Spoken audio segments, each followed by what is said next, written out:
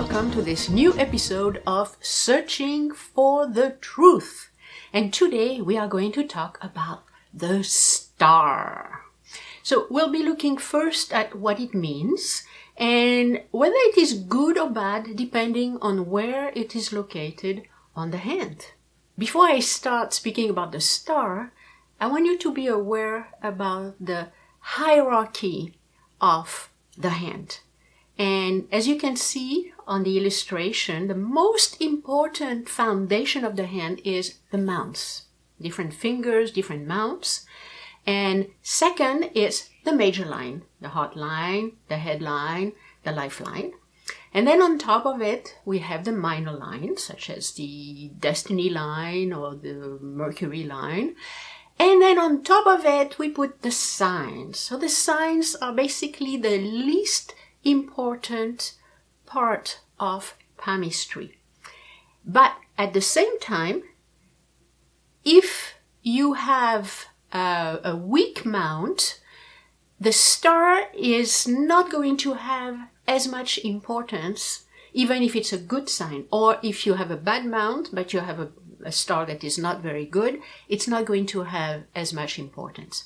But the thing that is very important is that because it is one on top of the pyramid, it can be changed very easily. So if you have a star that is good, just make sure you keep it. And if you have a star that is not very good, well, by changing your attitude, you can very easily change the star. So first let's look at the star itself. What is a star? Well, the star has to have 5 branches. If it only has 4, it is a cross, and it's going to be treated totally differently. So it has to have at least 5 branches, or as you can see, 6, or even 7, or even 8. And all these are possible stars. Now, the star can be independent or it can be part of a line. And on the illustration, you can see an independent star. So it's all by itself. There is no other line. It's really created all by itself. Or on the second case, you can see the star is on Rahu and it's part of the destiny line. So again, this is the different type of stars we're going to find. Now, what is the effect of the star? Well, the star amplifies the characteristic of the mount. And there are some mounts where this characteristic is going to really help, such as on the Jupiter or on the Sun. But there are some mounts, such on the Moon or on Saturn, where it's not going to be as good. So now what I'm going to do is just go around the hand so you get to know all about the different stars. And we're starting with the star on the moon. You know, the moon is the corner of the hand, and you have actually an interesting case of a star on the moon. It's not a very good thing to have a star on the moon, because the moon is actually a reflection of reality. So you want it to be just like a mirror. You want it to be totally peaceful. So it's better if there is nothing on the moon. Imagine on a mirror, if you have a broken mirror and it's making stars, it's not going to reflect reality as well. So it's going to tend to exaggerate things. It's going to make mountains out of molehills. And a person who has a star on the moon tends to be very easily offended. So if your hand has a star on the moon, what you need to do, you need to learn to relax and to see things for what they are, not for the way you're actually seeing through your own screen and your own screen that is not completely clear. So going around the hand, now we're going to talk about the star on Venus. And here you have an example on the star of Venus. So is it good or bad? Well, this is a mitigated effect on this case, because Venus stands for love, and beauty. So it gives you a good artistic sense. So usually when you have a star on Venus, you love your surroundings. You usually have a beautiful house, beautiful clothes. But the problem with that is you remember that it actually amplifies this characteristic. So you may be too attached to your surroundings, so too attached to security or to comfort, and this may lead to disappointment in life. So what you need to do if you have a star, as I said, it's not necessarily a bad thing, but you have to learn to increase your focus on what is called permanent values as opposed to temporary values. So temporary values would be like things that you can touch, like beauty, the body, the house, the clothes. And permanent values would be love, helping people, spirituality. So if you have a star and you use it this way, then it's going to be very positive. So going around the hand, now we arrive at Mars negative. And a star on Mars negative is not a good thing, because Mars negative represents our reptilian brain. So it's our fight or flight response, and it should be peaceful there. We should be just like a soldier. We shouldn't just use anger or fear to react. So when we have a star on Mars negative, again, it amplifies the characteristic of the mount. So it can create an explosive response. It can create an outburst of anger. And the anger is actually like a volcano. And we are not necessarily aware that is there. Like on this case, you can see on the hand that I'm showing you now, it's a person who is never angry. And when I say never angry, she doesn't show her anger. But this would be the type of person who would make maybe some so-called humorous remarks or sarcasm. It's the type of person who would leave a negative comment on a forum, for instance. So it's not an explosive anger, but it's actually coming out. So it can be explosive depending on the size of Mars negative, or it can be no, everything is okay, but inside you can tell that there is a lot of anger. So this is a type of star that we want to get rid of by understanding our own anger, by understanding our past traumas, by letting go, by looking at the bigger picture and how we can be happy despite anything that has happened in the past. Going around the hand, now we get to Jupiter. Now Jupiter is a very benefic mount. And having a star on Jupiter is very good. I really encourage you to have one if you don't already. Now, the Jupiter shows the direction, and it shows your place in society. But sometimes you can have maybe too much ambition, or you can be very self-centered.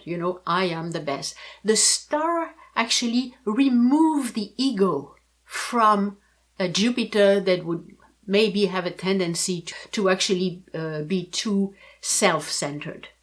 The star on Jupiter, the star actually shows the third eye. So if you meditate and you have a star, you may be able to see the third eye. And when you're able to see the third eye, it means you're able to really focus. When you're able to focus, you can accomplish a lot. So this is a good sign of success. Continuing with the hand, we arrive at Saturn, on the mount of Saturn. And Saturn is not necessarily a nice mount. Saturn can be very angry, or it can be very sad, or he can express, he can be a little bit too rigid. So when we have a star there, it amplifies that. So we can be a little bit too rigid. We can have maybe very straight opinions. This should be this way. And this can create tension with others. So we can attract, because of what you are going to express, we can actually attract people who are going to be rigid with us, who are going to express really strong opinions. And maybe they're going to express hatred, or maybe we are going to express hatred. So when we have a star on Saturn, what we need to do, we need to relax and we need to learn forgiveness. You know, when you show the finger to somebody, usually it's you show hatred or you show anger. So one of the way to let go of that is actually to accept things the way they are. So even if somebody cuts you off when you are driving, just learn to accept it. You're still okay. Nothing happened. And instead of just saying, look at this idiot, what he did to me, just stay cool. And then the star will disappear. Going around, we now arrive at the sun. And the star and the sun is very positive because sun likes to shine and share, and the star amplifies that. So it gives you passion, it gives you charisma, and you have the ability to touch the heart of other people. And you can do it through different ways. You can do it through religion, you can do it through politics, you can do it through arts. So a lot of the time, people who have a star on their sun mount become very famous because they have this ability to touch the heart of other people. And of course, it leads to success and it leads to fame. Now let's look at Mercury. The star on Mercury can have mitigated results. Again, depending on Mercury. Mercury can be very good, Mercury can be very bad, and the star is going to amplify that.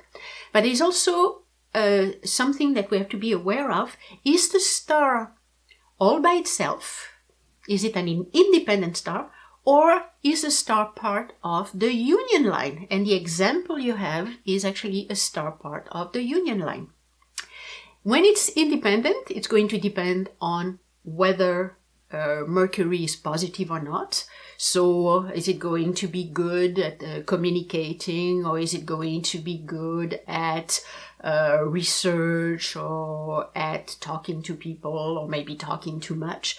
But when it's part of the union line, then it makes your union, your marriage, more explosive. So if you have a star on the union line, you should try to get rid of that. And if you have a star that doesn't touch the union line, well, you have to look at the quality of your Mercury mount. And now we are arriving at Mars positive. It's better if there is no star on Mars positive because, again, Mars is our brain, and we prefer to have a brain that is not going to be explosive too much. It's actually the cerebral cortex. So it's a front part of the brain, which is better than having a star on the reptilian brain. But it, again, can have mitigated results. Now I'm going to talk about the star that is extremely well formed and it's not part of any line. And this star, out of all the prints that I have, I couldn't find one person that had this star. Because when you have a star like that, a very strong one, it means that you may die for a cause. And so far, I don't think I have any client like that. So if you have a star there, just be careful what your cause is. And finally, we are going to talk about a star on Rahu. which is the center of the hand. Now, a star on Rahu, again, can be an independent star, or it can be a star that is going to be on top of the destiny line, which is the most common star you're going to find on Rahu.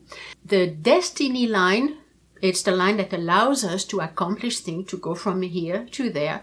So when we have a star on the destiny line, something like an opposition or conflict forces us to change. And this change can be good or bad. Like if the line continues after the star, it's going to be good.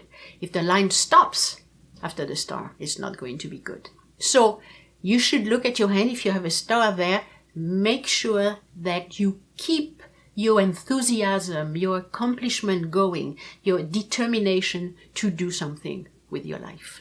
This concludes my episode on the star on the hand. So just look at your hand and see whether the star that you have are positive or negative. If they are positive, make sure that you keep them. And if they are negative, well, make sure that you get rid of them. Bye-bye for now.